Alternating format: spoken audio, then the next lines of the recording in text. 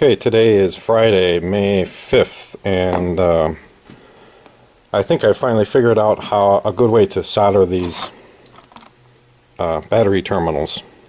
And that's what I'm going to show you today. I'm going to try to do one as a demonstration for you. And I got the camera hanging from a piece of wire here, and hopefully I can show you how I'm doing this. So, first off, this end is done. You can see I've soldered into here, and you can't see it, but I've crimped this down. I'm going to show you how I do that, and I've taped it all up with really tight with tape.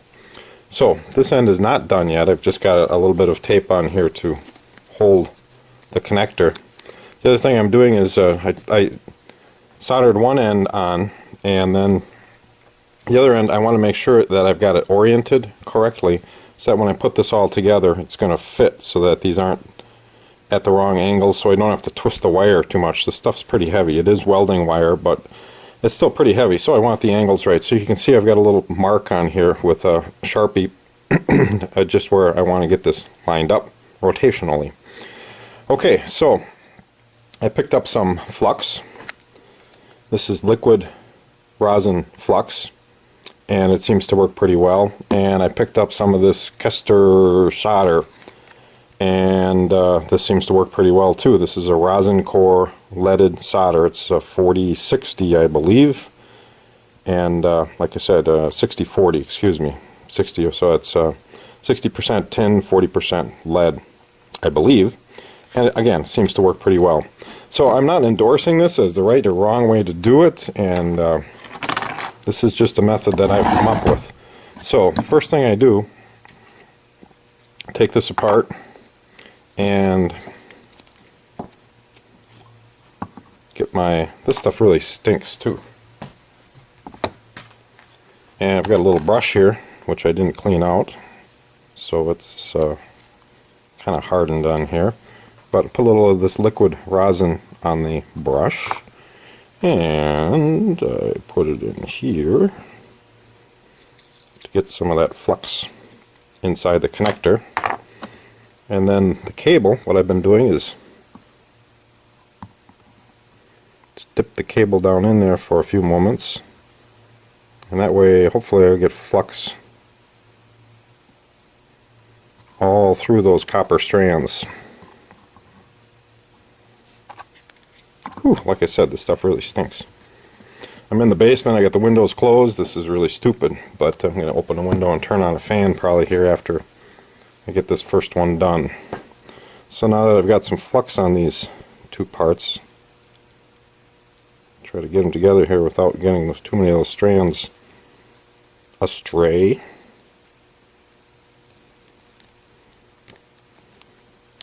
Alright, I got that done. You're not supposed to let this stuff touch your skin, of course.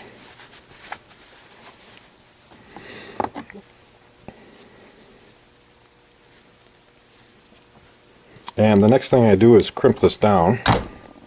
So I've got an anvil here. Let's see if I get this lined up right with my mark. Where'd my mark go? I think I just wiped the mark off, but I also think it was lined up with the letters here. So we're going to go for it.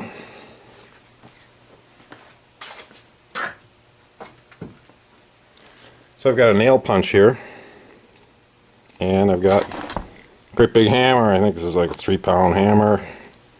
First thing I'm going to do actually is I'm just going to tap this in a little bit. Get that down on there good.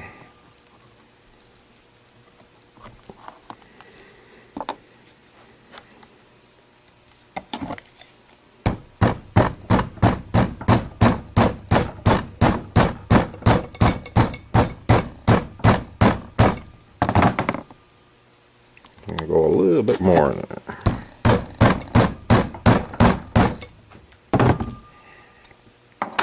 So that seems to crimp it in and hold things mechanically pretty well. Straighten this out a little bit, like so.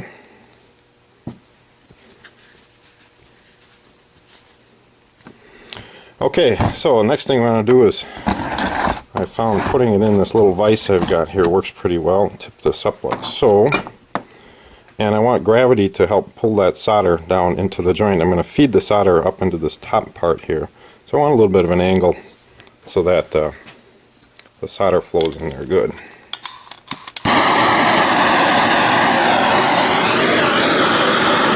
So this rosin core flux likes to start on fire, so you're probably going to see this thing start on fire here, and that flux is going to burn off. There we go. So I'm just going to let that burn off a little bit. Get some of my solder pulled out here.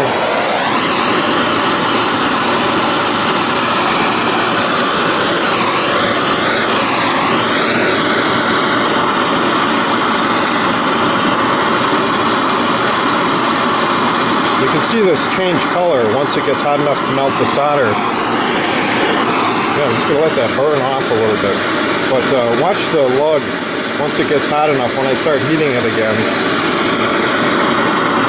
all of a sudden it'll just kind of change color as the tinning on that lug. I think the tinning is melting. Hasn't done it yet. Hasn't changed color yet. I don't think we're hot enough yet.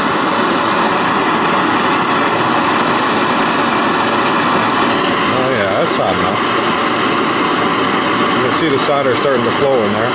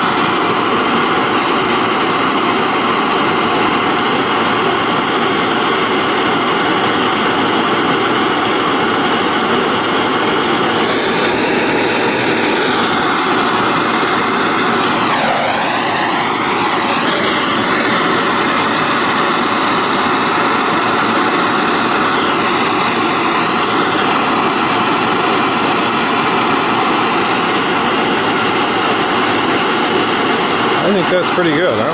Let's give it one more heat here. Make sure it's all flowed together good. Alright. A little excess solder on here. I'm just going to wipe off the surface. And I think that's going to be a good joint.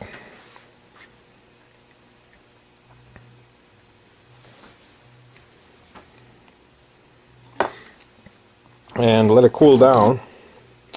And the last thing I do is wipe it off, and I clean off some of this insulation.